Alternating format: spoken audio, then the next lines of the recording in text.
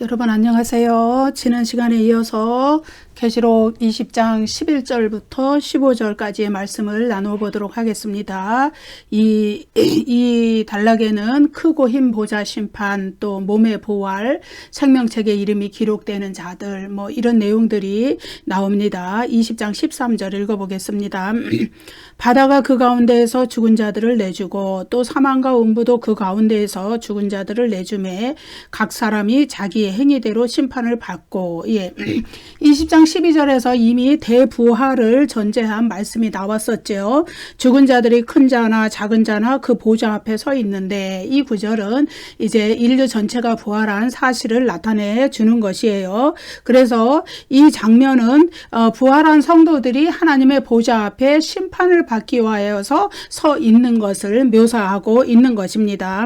이제 20장 13절에서 바다가 그 가운데에서 죽은 자들을 내주고 또 사망과 음부도 그 가운데에서 죽은 자들을 내주매, 이것은 이제 이 최후의 심판을 위한 소집, 하나님이 소집하시는 거죠. 소집에 빠뜨려질 사람은 아무도 없다는 것을 나타내 주는 거예요.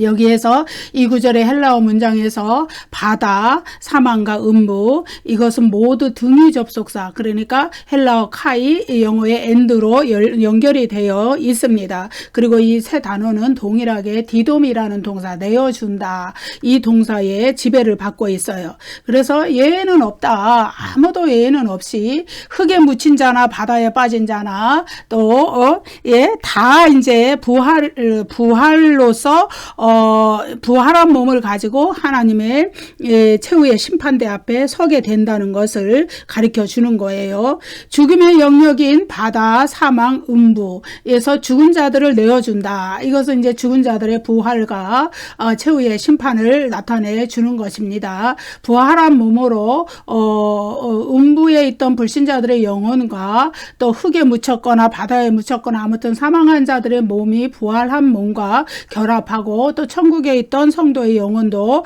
자신의 그 부활한 몸과 결합해서 최후의 심판대 앞에 서는 일이 역사적 종말에 이루어지게 되는 것입니다. 그들이 어떤 방식으로 죽었든지 어떤 장소에서 죽었든지 그러한 모든 것에 상관없이 하나님의 최후의 심판대 앞에 다 부활해서 소집이 된다, 이 이야기를 해주고 있습니다. 자, 바다가 그 가운데서 죽은 자들을 내어준다. 이 바다라는 것은 피조물의 일부의 영역으로서 땅, 바다, 하늘 이런 피조물의 영역으로서의 그 자연의 일부인 바다를 가리키는 말이기도 합니다. 왜냐하면 바다에 빠져 죽은 자들이 많이 있잖아요. 흙에 묻히지 못하고 그러한 자들도 부활한다. 자연적인 그 바다로, 장소로서의 바다를 의미하기도 합니다. 그런데 요한계시록에서 이 바다는 특별한 영적이고 상징적인 의미를 가지고 있어요. 그래서 바다가, 이 바다라는 용어가 죽은 자들과 여기서 결합한 것은 부정적이고 악한 이미지를 나타내는 그러한 그 악의 상징, 악한 세력들이 다스리는 영역, 그런 것을 나타내 주기도 합니다. 그래서 계시록 13장 1절에서 바다는 7머리와 10뿔을 가진 짐승이 출현한 장소이죠. 적그리스도가 출현한 장소란 말이에요. 또 악한 세력의 근거지를 상징적으로 나타내는 겁니다. 이 바다, 왜 바다에서 이 적그리스도가 나왔다고 표현을 했느냐. 당시에 그 소아시아 7교회에 이 서신을 썼던 사도 요한의 입장에서 로마 황제 숭배를 강요하던 그 로마의 황제, 그는 바다에서 왔다 이거예요. 왜냐하면은 로마 본토에서 소아시아 지역에 에게해라는 바다를 건너서 왔기 때문에 그들이 이해하기 쉬운 용어로 이렇게 표현을 했던 것이죠. 그래서 당시에 적그리스도는 로마 황제를 그 당시의 시대적 배경에서는 그렇게 가리켰기 때문에 그래서 바다에서 나온 짐승이다, 이렇게 표현을 했던 것입니다.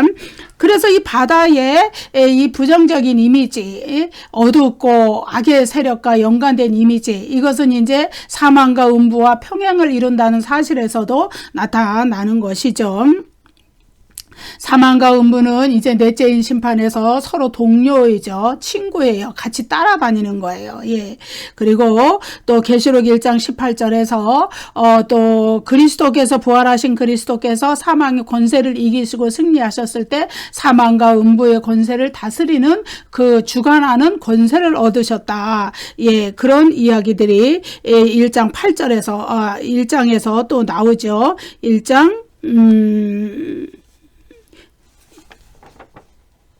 1장 18절에서 나오죠. 그래서 이 사망과 음부는 같이 쫓아다니는 거예요. 불신자들의 영혼이 물론 이 사망이라는 영혼은 성도들에게도 적용이 되죠. 성도들도 반드시 첫째 사망을 겪게 돼 있어요. 육신이 흙으로 돌아가는 사망, 그것을 겪게 돼 있는데 불신자들도 그 사망을 겪고, 그런데 이제 음부로 영혼이 들어가는 거는 불신자의 영혼이죠. 성도의 영혼은 천국으로 들어가니까. 아무튼 여기서는 이제 최후의 심판을 받고 둘째 사막인 불못으로 떨어지는 것에 초점이 맞추어져 있기 때문에 이제 음부가 여기서 강조가 되는 것이죠. 그래서 이제 사망과 음부 이러한 것들이 여기서는 모두 의인화되어서 표현이 되죠. 내어준다. 죽은 자들을 내어준다. 예, 이렇게 표현이 되는 것입니다. 각 사람이 자기의 행위대로 심판을 받고, 이 구절은 부활한 모든 사람들이 한 사람도 외에 없이 각 사람이 이 자기의 행위대로 심판을 받고 각각 아무도 외에 없이 최후의 심판대 앞에 설 것을 이야기하고 있죠. 그럼 이 구절에서 불신자들만 최후의 심판을 받는 것을 이야기하느냐? 아니에요. 여기서는 이제 지난 시간에 말씀드렸듯이 17장부터 계속되는 최후의 심판의 문맥 때문에 불신자들의 최후의 심판에 초점이 많이 맞추어져 있지만 성도들도 이 최후의 심판대 앞에 서는 것이 예외가 되지 않는다는 것을 말해줘요. 그것은 자기의 행위대로, 예, 자기의 행위대로 성도들도 성도들의 행위대로 심판받는 이야기가 나오는 거예요. 다만 성도들의 이름은 생명책에 이름이 기록되어 있기 때문에 그 성도들은 그 최후의 심판을 받고 불못에 둘째 사망에 던져지는 그 최후의 심판은 받지 않고 오직 상급의 심판을 받기 위하여서 크고 힘 보자 심판대 앞에 서 있다. 예, 그렇게 말씀을 드릴 수 있습니다.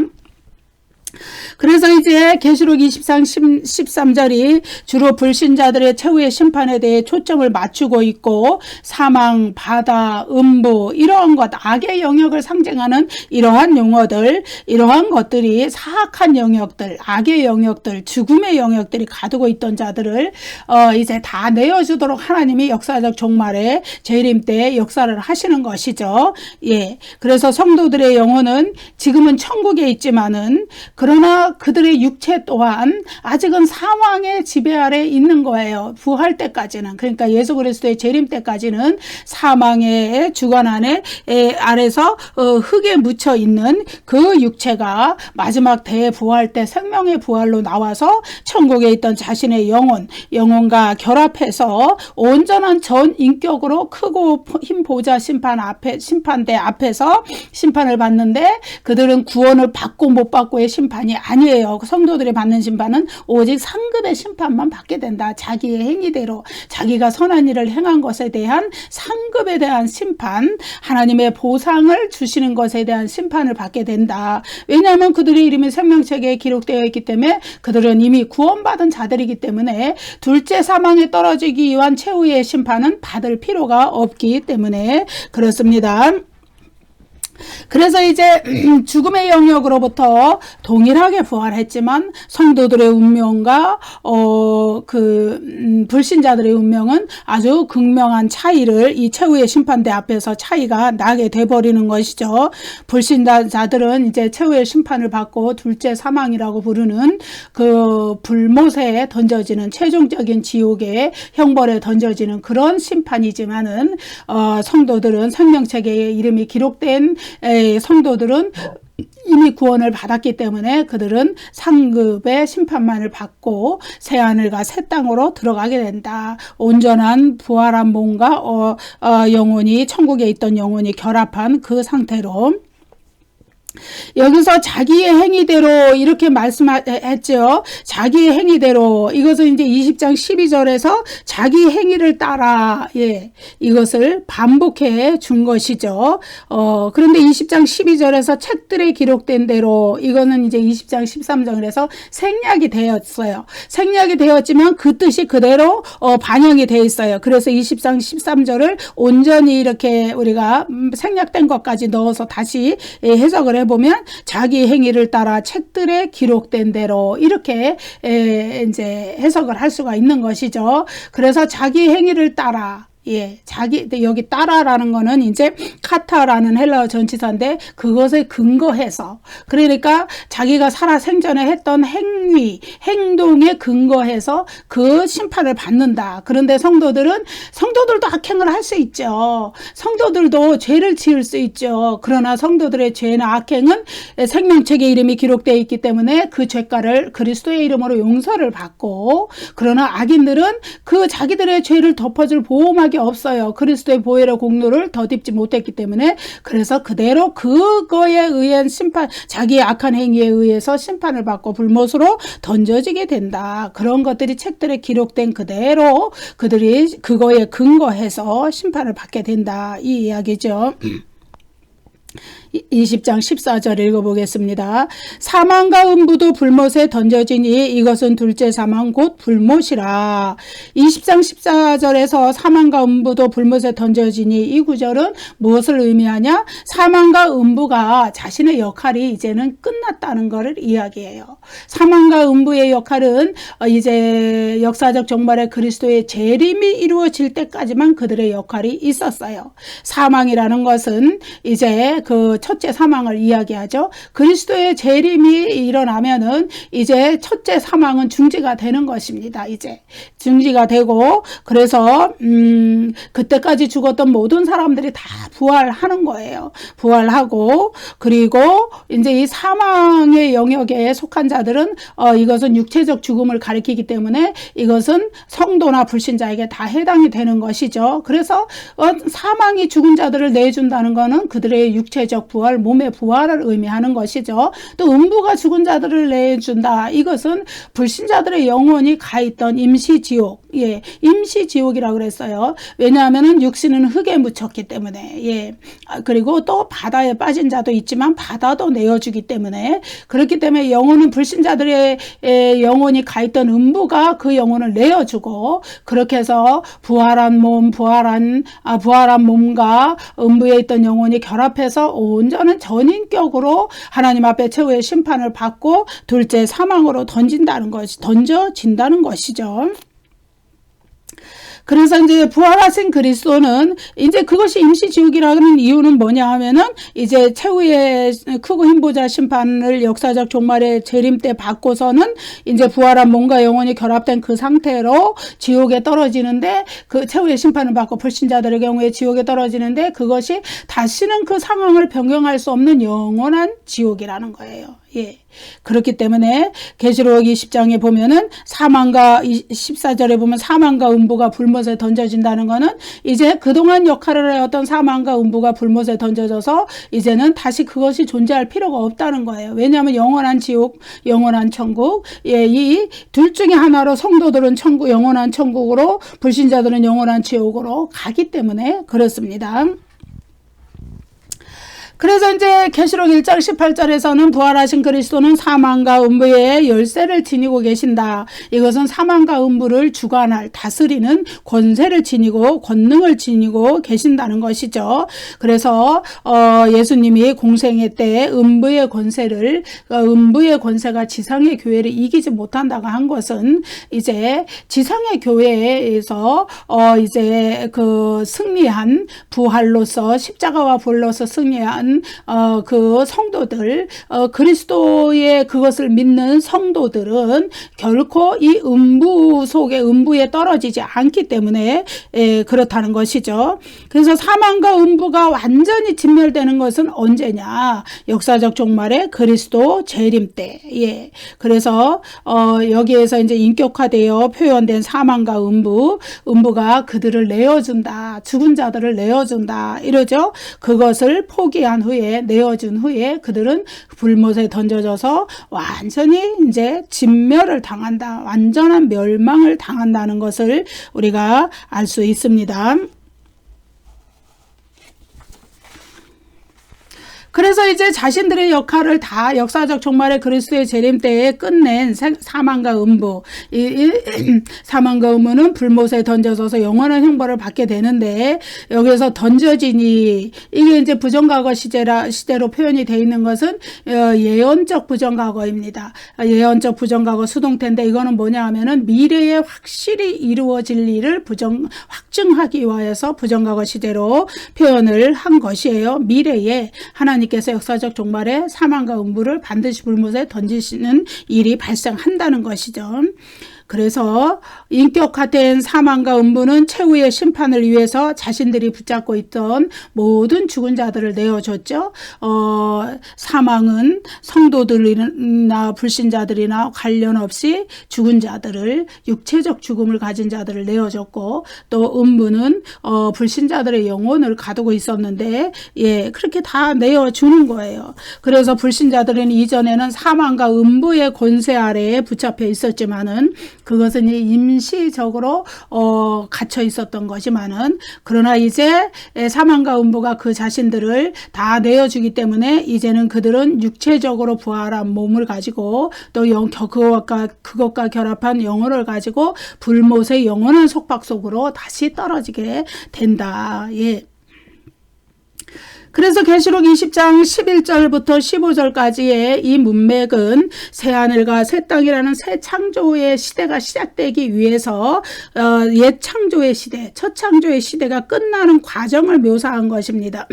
이제 새 창조의 시대가 열리기 전에 하나님께서는 첫 창조에 속했던 죄의 결과로 왔던 사망, 음부, 이러한 모든 것들을 다 정리하시는 거예요. 그래서 새하늘과 새 땅에는 이러한 것들이 전혀 사망이 존재하지 않고, 또 그 영혼이 또 분리돼서 음부에 또 따로 존재하는 일도 없고, 그렇습니다. 그래서 그리스도의 재림 이후에는, 우리가 부활한 몸을 가진 이후에는 우리의 영혼과 육체가 분리되는 일이 다시 일어나지 않아요. 부활한 몸과 영혼이 항상 이제 그 성도들은 영원한 천국에, 불신자들은 영원한 지옥으로 가지만 함께 가는 겁니다. 그래서 음부의 역할도 끝났고 사망의 역할도 끝났다. 그래서 그리스도의 재림 때 사망이 불못에 던져진다는 것은 더 이상 첫째 사망이 일어나지 않는다. 첫째 사망은 육체적 죽음을 의미하는 거예요. 일어나지 않는다는 것을 말해 주는 것입니다. 그럼 불못은 둘째 사망인데 그것도 사망이 아니냐? 그 사망은 영적인 사망을 이야기하는 거예요. 이 육체적 사망을 말하는 게 아니에요. 하나님과 영원히 분리된 영적인 사망. 왜냐하면은 부활한 몸은 고린도전서 15장 44절에서 신령한 몸이고 영의 몸이기 때문에 다시는 그것은 죽지 않는 몸이기 때문에 육신이 다시 죽는 일은 없습니다. 그러면 왜 사망이라 그랬느냐? 둘째 사망, 하나님과의 영원한 분리. 그것을 둘째 사망이라는 영적인 사망을 이야기하는 것이죠. 사망, 즉 죽음이 파괴되는 것은 이제 하나님의 최후의 심판의 가장 클라이막스라고 할 수 있겠죠. 그래서 이제 성경은 사망의 멸망에 대해서 예언해 왔는데, 이사야서 25장 8절, 고린도전서 15장 26절, 계시록 21장 4절, 여기에서 사망이 멸망한다. 이 사망은 육체적 사망. 그것을 말씀합니다. 이것은 둘째 사망 곧 불못이라. 이 구절에서 불못은 둘째 사망이라는 이름으로 불립니다.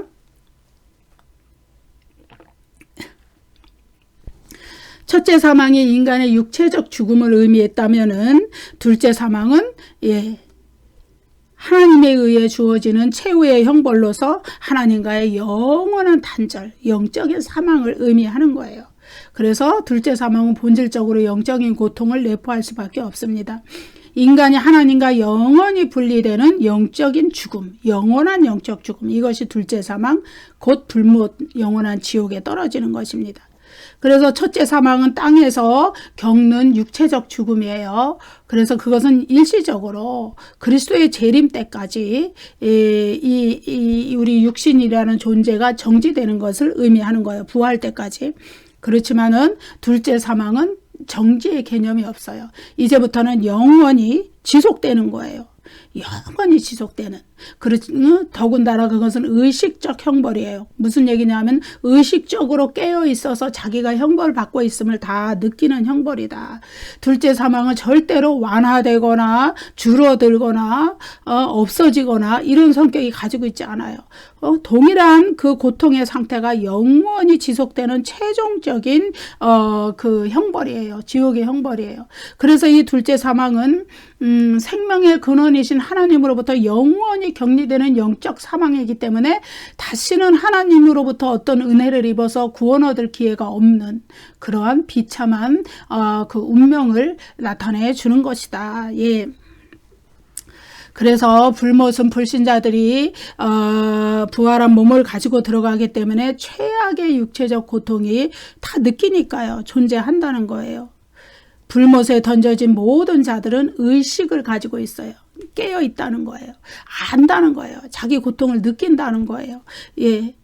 그래서 불과 유황못에 던져진 사탄, 짐승, 거짓 선지자, 또 그것을 추종하던 모든 짐승의 표를 받은 자들, 그들은 이렇게 의식적으로 고통을 영원히 느끼면서 불못의 그 형벌을 받게 된다. 그래서 계시록 14장 10절 11절에서 뭐라 그랬냐면은 짐승과 그의 우상에게 경배하고 짐승의 표를 받은 불신자들은 불과 유황으로 타는 못에 던져져서 그 고난의 연기가 세세토록 올라간다. 이렇게 표현을 한 거죠.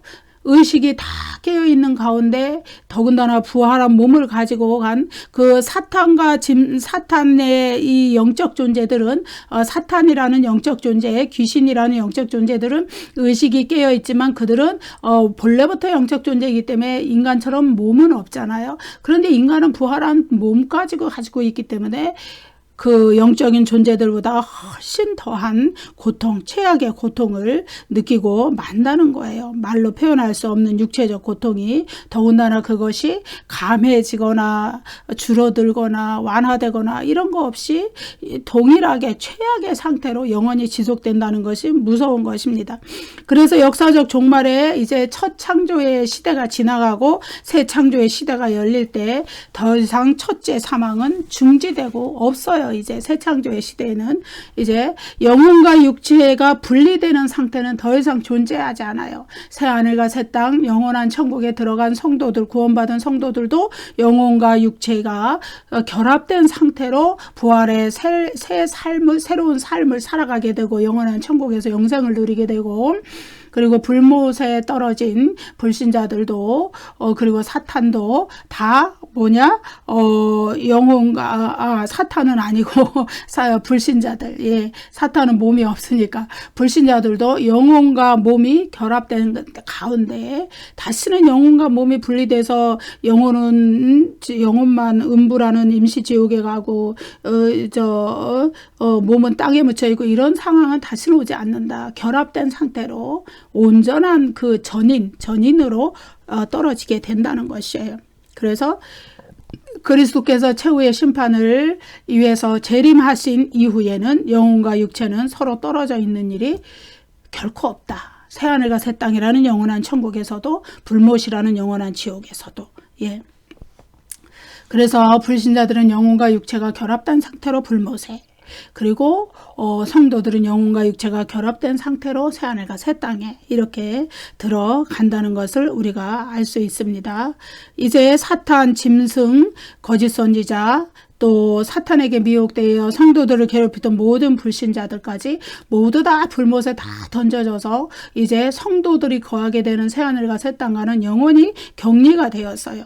구별이 돼버렸어요. 그래서 계시록 21장 22장에서는 뭐라 그러냐면 그것을 새 예루살렘 성 안에 들어가는 성도들 그리고 새 예루살렘 성 밖에 있는 성 안에 들어가지 못하는 불신자들 이렇게 분리를 한 거예요. 그래서 이제 새하늘과 새 땅에는 더 이상 악한 일도 죄도 사탄의 영향력도 존재하지 않고 그 사탄과 죄의 세력으로 인하여서 그동안 발생했던 하나님을 온전히 섬기지 못하는 거, 불완전한 거, 사망 이런 것들이 영원히 사라지고 이제 하나님의 임재와 영원한 임재와 함께 어린 양의 영원한 임재와 함께 새하늘과 새 땅에서 부활의 새 삶을 영생을 누리게 되는 것이고 대조적으로 악인들은 불못에서 하나님의 임재와는 영원히 동떨어진 격리된 그런 상황에서 어찌 보면 그것도 영생이죠. 영원히 그 부활한 몸이 사니까 그렇게 영적인 둘째 사망이기 때문에 사망이라고 표현했지만은 부활한 몸은 계속해서 그 고통을 겪으면서 지내게 된다. 예. 그래서 우리는 이 부활한 몸을 가지고 영생과 영벌에 들어가는 것, 예, 이것이 지금 역사가 진행되는 동안에는 영혼만 천국으로 가든지 성도들은 천국으로, 불신자들은 지옥으로, 몸은 분리돼서 땅으로, 흙으로, 이런 상황과는 전혀 다른 상황이 그리스도의 재림, 최후의 심판 이런 것들을 기점으로 이렇게 변한다는 거예요. 인간의 상태가. 예. 그래서 그리스도의 재림이라는 게 얼마나 중요한 건지 몰라요, 여러분. 그리스도는 초림 때 성육신 하셔서 오셔서 십자가를 지시고 우리에게 구원 사역을 성취하셔서 구원의 길을 여셨고, 재림 때는 이제 인간의 구원받은 영혼과 또 부활한 몸, 예, 그리고 불신자들은 구원받지 못한 그 영혼과 부활한 몸 이렇게 결합시켜서 영원의 상태를 확정 짓는 거예요. 예, 재림이라는 거는 굉장한 그 전환점을 이루는 것이다. 예. 자, 20장 15절 누구든지 생명책에 기록되지 못한 자는 불못에 던져지더라. 요한계시록 20장 15절은 사도 요한이 요한계시록을 통해서 말하고자 하는 그 결정적 진술이에요. 단 한마디로 요한계시록에서 사도 요한이 말하고자 하는 것을 이렇게 요약을 한다면 20장 15절이 되죠. 누구든지 생명책에 기록되지 못한 자는 불못에 던져진다. 예.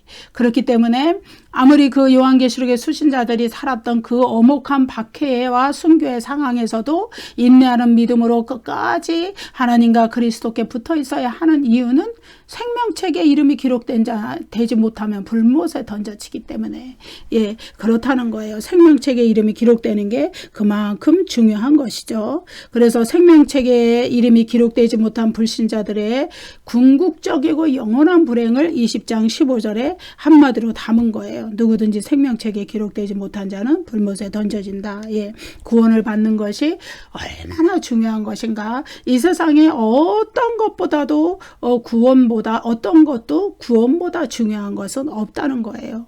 예. 그래서 이 세상에서의 우리의 삶이 중요한 이유는 뭐냐? 이 세상에서 우리가 사는 동안에 믿음을 가졌느냐 안 가졌느냐에 따라서 우리의 이 영원한 생명과 영원한 형벌이 결정되기 때문에 그렇습니다.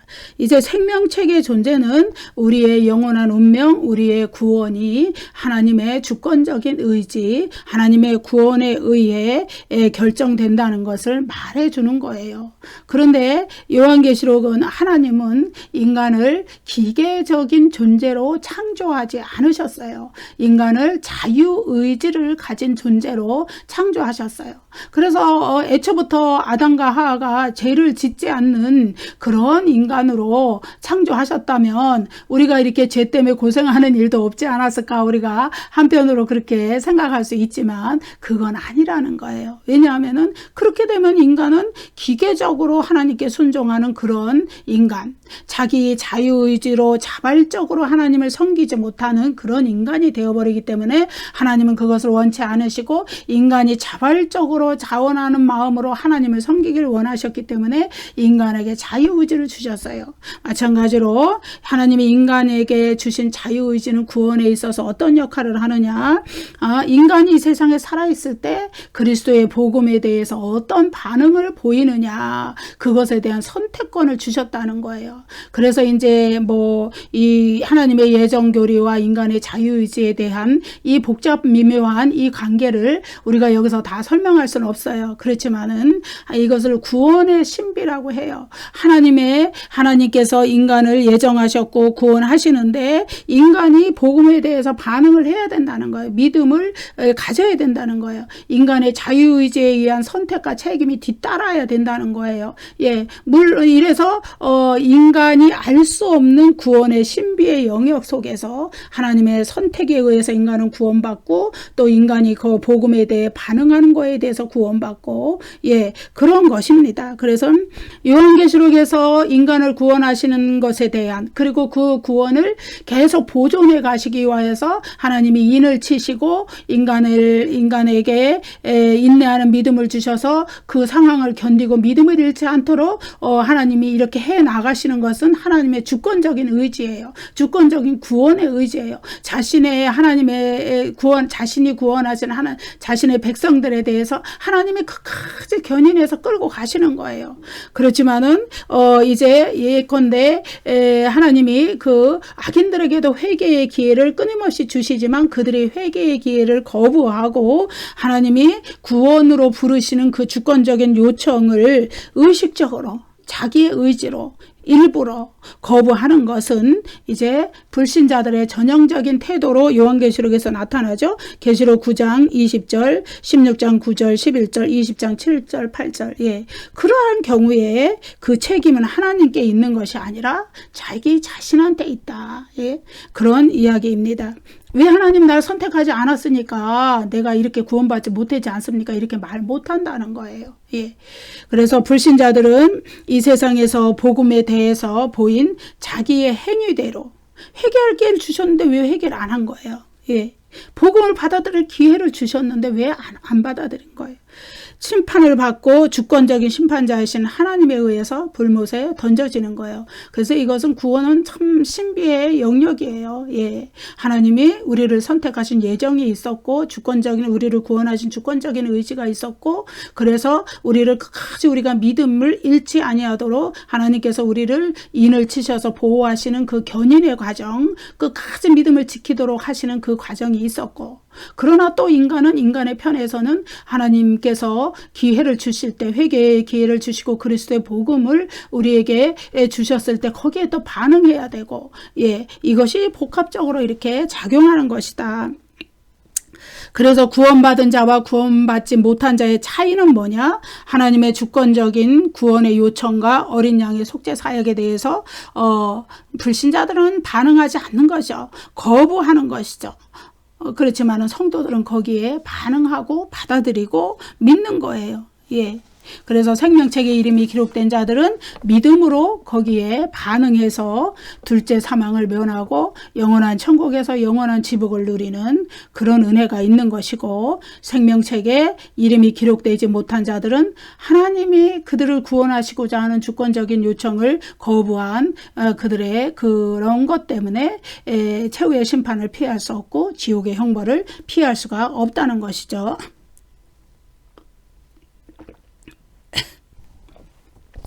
누구든지 생명책에 기록되지 못한 자는 이 구절에서 이제 20장 12절에서도 생명책이라는 것이 나왔는데 여기서 또 나오죠. 다시 또 언급하는 건 뭐냐? 불신자들이 당하는 최후의 심판을 강조하기 위해서입니다. 여기서는 생명책이라고만 나왔지만 이 생명책의 온전한 이름은 13장 8절에서는 계시록 13장 8절에서는 죽임을 당한 어린 양의 생명책 또 21장 27절에서는 어린 양의 생명책 이렇게 나와 있어요. 어린 양의 소유격이죠. 이 소유격은 무엇을 의미하느냐? 우리가 최후의 심판을 피하고 구원을 받을 수 있는 것은 어린 양에 소속된 생명, 그 생명책 거기에 이름이 기록돼 있다. 심판을 면제받는 근거가.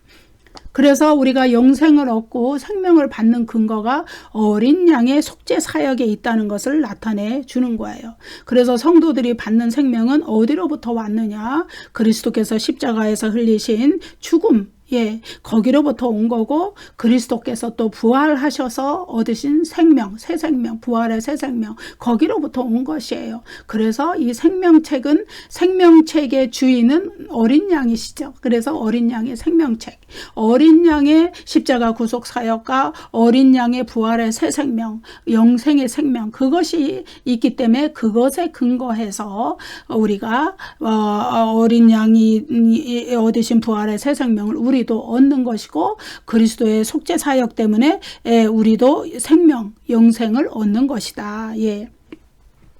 성도들이 자신의 악한 행위 때문에 심판을 받지 않는 이유는 오직 단 한 가지죠. 어린 양이 십자가에서 우리의 죄를 대속하는 속죄 제물로 죽으셨기 때문에 어린 양이 우리를 대신해서 우리가 받을 심판을 이미 십자가에서 받으셨기 때문에 그래서 그 둘째 사망으로 떨어지는 최후의 심판이 면제되는 것이죠. 그래서 계시록 3장 5절에서 예수님 뭐라 그러셨냐? 그리스도는 어린 양은 생명책에 이름이 기록된 자들을 하나님 앞에서 내가 시인하리라 그렇게 말씀을 하셨잖아요. 예. 그래서 계시록 20장 15절을 이렇게 이제 뒤집어서 말하면 누구든지 생명책에 기록된 자는 구원을 받으리라 이런 의미가 되죠. 20장 15절에 누구든지 생명책이 기록되지 못한 자는 불못에 던져지더라. 이건 불신자들의 경우죠. 그런데 그것을 또 역으로 뒤집어서 보면은 누구든지 생명책에 기록된 자는 구원을 받으리라. 이거는 이제 성도들의 경우가 되는 것이죠. 예, 역설적으로 그걸 말하는 것이죠. 생명책에 이름이 기록된 자가 최후의 심판을 면제받고 물론 상급의 심판을 받는다 그랬죠. 크고 인보자 심판 때 앞에서 최후의 심판 이것은 둘째 사망으로 영원한 지옥으로 떨어지는 그 최후의 심판을 면제받는다. 그리고 어린 양의 임재 속에서 영원한 천국에서 영원한 복락을 누리게 된다는 것을 계시록 3장 5절과 21장 27절에서 말씀해줘요. 읽어보겠습니다. 계시록 3장 5절 이기는 자는 이와 같이 흰옷을 입을 것이요 내가 그 이름을 생명책에서 결코 지우지 아니하고 그의 이름을 내 아버지의 앞과 그의 천사들 앞에서 시인하리라. 구원받은 자, 이기는 자, 모든 환난을 이기고 승리하는 자, 예, 그들의 이름이 이미 생명책에 기록되어 있는 거예요. 그렇기 때문에 그들은 믿음을 끝까지 지켜나갈 수가 있는 것이죠. 생명책에서 이름을 지워버리지 않겠다. 21장 27절 무엇이든지 속된 것이나 가증한 일 또는 거짓말하는 자는 결코 그리로 들어가지 못하다. 새 예루살렘 성에 들어가지 못한다는 거예요. 새 하늘과 새 땅에. 오직 어린 양의 생명책에 기록된 자들만 들어가리라. 새 하늘과 새 땅에 어린 양의 생명책에 이름이 기록된 자들만 들어갈 수 있다. 예. 그리고 또 계시록 13장 8절과 17장 8절에서는 생명책에 그 이름이 기록된 자들이 우상 숭배의 그 유혹을 끝까지 이기고 승리하도록 이제 그 믿음을 지키라는 주의하라는 경고가 나타나 있어요. 13장 8절 죽임을 당한 어린 양의 생명책에 창세 이후로 이름이 기록되지 못하고 이 땅에 사는 자들은 다 그 짐승에게 경배하리라. 적그리스도에게 경배하는 자들, 짐승에게 경배하고 짐승의 표를 받는 자들, 그들은 누구냐? 생명책에 이름이 없는 자들이니까 이제 말하자면 이제 믿음은 믿음의 행위로서 증거한다 그러죠. 그래서 이 생명책에 이름이 기록된 자들은 결코 그 짐승에게 경배하지 않는다. 이런 의미가 되겠죠. 그 뒤집어 보면은 17장 8절 땅에 사는 자들로서 창세 이후로 그 이름이 생명책에 기록되지 못한 자들이 이전에 있었다가 지금은 없으나 장차 나올 짐승을 보고 놀랍게 여기리라. 창세 이후로 그 이름이 생명책에 기록되지 못한 자들이 짐승을 경배하고 놀랍게 여기고 막 감탄하고 숭배하고 이렇게 한다. 적그리스도를. 그런 의미가 되겠습니다. 그래서 생명책에 그 이름이 기록된 자들은 결코 세상의 어떤 환난과 박해 가운데서도 믿음을 버리지 않는다. 왜? 하나님께서 그를 견고하게 붙들고 계시기 때문에 불못에 던져지더라. 이 구절은 이제 불신자들의 궁극적 운명을 나타내 주는 것이죠. 이제 구약 성경과 신약 성경에서 타오르는 불의 이미지, 이런 모든 것들은 심판을 나타내는 거예요. 하나님의 심판. 그런데 이제 계시록에서 불못이라고 표현된 이것은 다른 이제 구약과 신약에 표현된 성경 본문들보다 훨씬 더 혹독한 심판의 이미지를 생생하게 묘사하고 있죠. 예. 여기에서 던져지더라. 이 구절은 이제 불신자들이 최후의 심판을 받고 불못에 던져지는 것을 나타내죠. 이제 19장 20절에서는 짐승과 거짓 선지자가 불못에 던져지는 것을 묘사했었고, 또 20장 10절에서는 사탄, 마귀가 불못에 던져지는 것을 묘사했는데, 여기 이제 20장 15절에서는 불신자들, 짐승의 표를 받은 자들, 사탄의 추종자들이 불못에 던져지는 것을 묘사했어요. 이 모든 구절에 헬라어, 동일한 헬라어가 사용이 되었습니다. 그래서 사탄, 사탄은 용이죠. 짐승, 거짓 선지자, 생명책에 이름이 기록되지 못한 자들, 불신자들, 짐승의 표를 받은 자들, 짐승에게 경배한 자들, 그들은 모두 역사적 종말의 그리스도의 재림 때 불못에, 불신자들은 부활한 몸을 가지고 그 불못에 던져지는 것이 지금 이제 진행되는 이 첫 창조의 시대가 마무리되는 과정이에요. 그래서 하나님께서 나는 알파와 오메가요, 처음과 나중이다, 시작과 마침이다. 예수님도 또 동일한 말씀을 하셨고, 이러한 말씀들은 뭐냐, 이제 세상을 창조할 때 이 세상의 역사를 시작하신 그 하나님이 역사의 진행 과정에서도 구원과 심판의 주권자로서 인간의 모든 것을 주관하시고, 역사가 끝날 때, 그리스도의 재림 때 이 첫 창조의 세상에 들어왔던 죄와 사탄의 이 모든 것을 마무리하고 그것을 불못에 던져놓고 격리함으로써 이제는 새 창조의 세상을 여시고 구원받은 성도들과 영원한 하나님과 어린 양의 임재 가운데 거기서 이제 영생을 누리는 새로운 새 창조의 세상이 열린다는 것을 말해줘요. 그래서 불신자들은 짐승과 그의 우상에게 경배하고 이마나 손에 표를 받은 자들, 그리고 생명책의 이름이 그들은 바로 생명책의 이름이 기록되지 못한 자들, 그들은 불과 유황못에 던져짐으로써 이제 그 새하늘과 새 땅에는 구원받은 성도들만이 존재하게 된다, 이렇게 말씀하고 있습니다. 그래서 이제 계시록 17장부터 시작되었던 최후의 심판의 문맥이 여기 20장 15절에서 끝이 나는 거예요. 계시록 17장 18장에서는 바벨론의 최후의 심판, 그 다음에 19장 20절 여기에서는 짐승과 거짓 선지자의 최후의 심판, 또 20장 10절에서는 사탄의 최후의 심판, 그리고 20장 11절부터 15절까지 해서 크고 인보자 심판에서는 불신자들의 심판, 최후의 심판, 이렇게 해서 모든 최후의 심판이 이제 결론이 지어졌어요. 그래서 이제 다음 시간부터는 이제 새하늘과 새 땅의 이야기가 나오게 되는 것입니다. 여러분, 그런데 이 모든 최후의 심판은 뭐 17장, 18장에 있고 19장에 있고 20장에 있고 뭐 이런다고 막 각각 흩어져 있다 그래서 서로 역사적으로 다른 시기에 열리는 것이 아니라 역사적 종말의 그리스도의 재림 때 일제히 열리는 거예요. 동시에 열리는 거예요. 그렇지만은 이제 먼저 17장 18장에서는 음녀 바벨론의 죄에 대해서 최후의 심판에 대해서 묘사해주고 19장 뭐 20장 이렇게 21장 이렇게 20장 마지막 부분 이렇게 해서 순차적으로 묘사를 해준 것뿐이지 다 동시에 열리는 것이다. 동시에 불못으로 그들은 다 던져진다. 최후의 심판을 거쳐서 그런 말씀을 드립니다.